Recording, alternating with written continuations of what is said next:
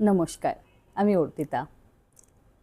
আজকে কোনো কবিতা বলার আগে একটু গল্প করতে চাই। অনেকেই আমাকে মেসেজ করেছিলেন যদি আমি ছোটদের জন্য কোনো কবিতা আবৃত্তি করি, যেরকম সুকুমার রায়। তখন আমার মনে হলো একটা রবিবাসরীয় আসর করলে কেমন হয়। তাই প্রত্যেক রবিবার আমি একটা করে সুকুমার রায়ের কবিতা আবৃত্তি করব। ছোটবেলায় এতটা ইনার মিনিং যে কবিতাগুলো ছিল সেটা বুঝতাম না, কিন্তু খুব মজার ছলে কবিতাগুলো আবৃত্তি করতাম। এখন যখন বড় হয়ে কবিতাগুলো আবার পড়ি তখন কত ইনার মিনিংগুলো বুঝতে পারি, উপলব্ধি করতে পারি।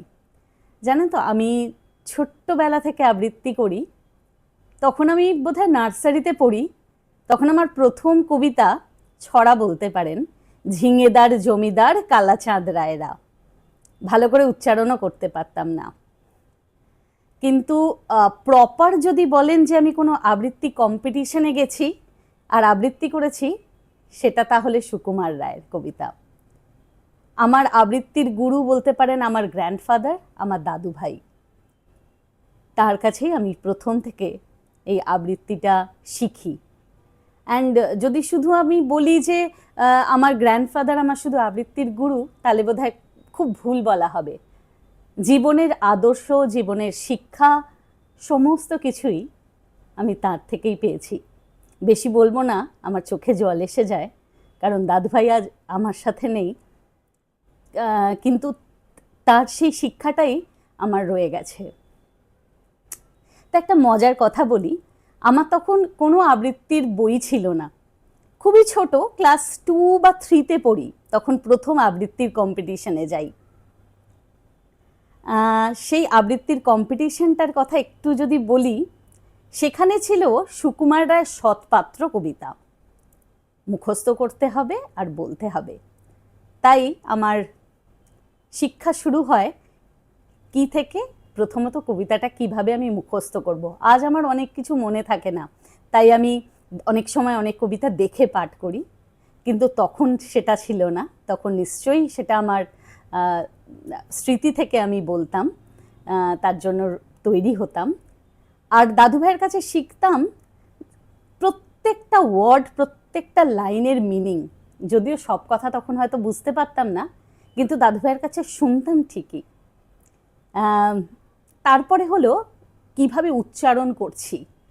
কোনো কিছু পাঠ বা কবিতার প্রথম জিনিস যেটা আমি শিখি, ইভেন ইন এনি ল্যাঙ্গুয়েজ, যদি আমরা সেটা উচ্চারণটাতে পরিষ্কার না হতে পারি, তাহলে তার মর্যাদাটা হয়তো দিতে পারবো না। তাই উচ্চারণ করাটা খুব দরকার।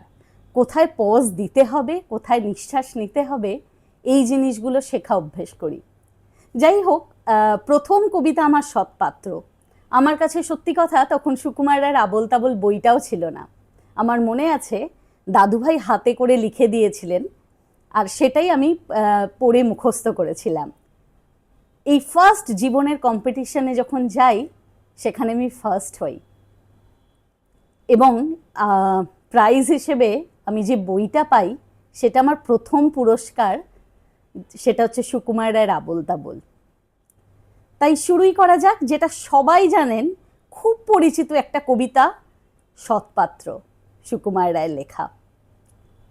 প্রত্যেক রবিবার করে আমি আবার আসব সুকুমার রায়ের একটা একটা নতুন কবিতা নিয়ে। যদি আপনাদের মনে হয় যে কোনো কবিতা আমি করলে আরও ভালো লাগবে বা আপনারা শুনতে চান, আমাকে প্লিজ জানাবেন, আমি খুব খুশি হব। যাই হোক, শুরু করা যায়।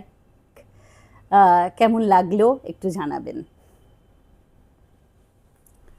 শুনতে পেলাম পোস্তা গিয়ে তোমার নাকি মেয়ের বিয়ে, গঙ্গারামকে পাত্র পেলে জানতে চাও সে কেমন ছেলে। মন্দ নয় সে পাত্র ভালো, রং যদিও বেজায় কালো, তার উপরে মুখের গঠন অনেকটা ঠিক প্যাঁচার মতন। বিদ্যে বুদ্ধি বলছি মশাই, ধন্যী ছেলের অধ্যাবসায়। 19টি বার ম্যাট্রিকে সে ঘায়েল হয়ে থামল শেষে। বিষয় আশয় গড়ি বেজায় কষ্টে সৃষ্টে দিন চলে যায়। মানুষ তো নয় ভাইগুলো তার, একটা পাগল একটা গোয়ার, আরেকটি সে তৈরি ছেলে, জাল করে নোট গেছেন জেলে। কনিষ্ঠটি তবলা বাজায়, যাত্রা দলে 5 টাকা পায়। গঙ্গারাম তো কেবল ভোগে পিলের জ্বর আর পাণ্ডুরোগে, কিন্তু তারা উচ্চ ঘর, কংস রাজের বংশধর। শ্যামলাহিরি বনগ্রামের, কি যেন হয় গঙ্গারামের। যা হোক, এবার পাত্র পেলে, এমন কি আর মন্দ ছেলে। নমস্কার।